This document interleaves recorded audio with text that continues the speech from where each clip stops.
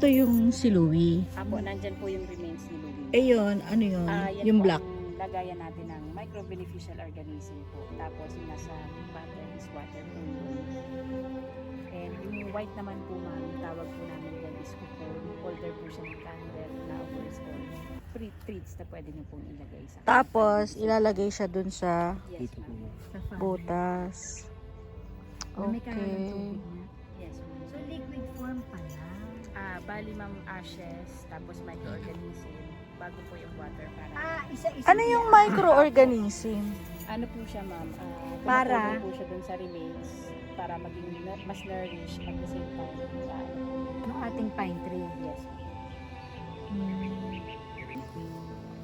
We are here to witness Louie last moment to give joy in our lives.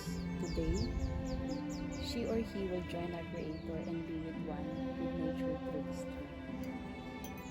Louis will help nourish this plant as a reminder of love and care.